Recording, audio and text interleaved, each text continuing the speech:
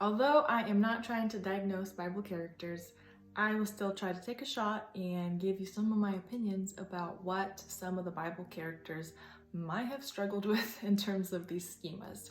So because we're talking about this week approval seeking or the recognition seeking schema, I don't know, but the Old Testament Joseph comes to my mind.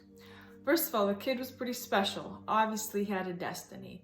But I think there's an aspect where he wanted to fit in with the brothers. He was a little different because, right, his other brothers had the same mom and he was like one of two that had another mom. And so he was trying to, be friends even with the siblings. He's had different dreams about him being a big deal. His dad even kind of singled him out with that coat of many colors.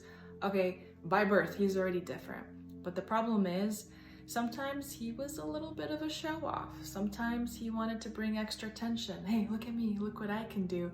This is when it started to bring problems because people weren't too happy with this like show-offness he was putting off, a little bit of arrogance.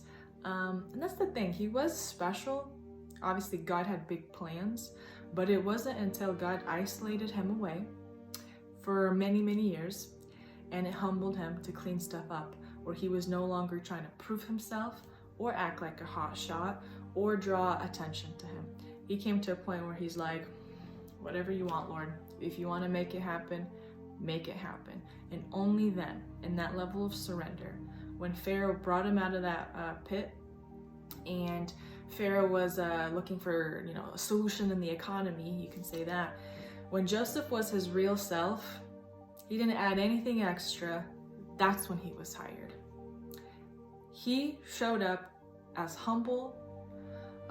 He was, I don't know, all this stuff was off of him. He had nothing to prove. I mean, he'd lost everything. He was already different. What's there to show off?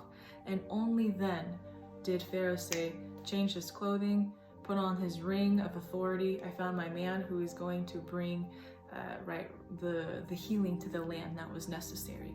And the interesting thing is later on, when his brothers actually came back into town, he didn't advertise, and it wasn't like, aha, look what I did, or look at me now. None of that. I'd say that schema was cleaned up. He wasn't proving anything. He was just being. And in that, he realized, he missed his brothers and his family.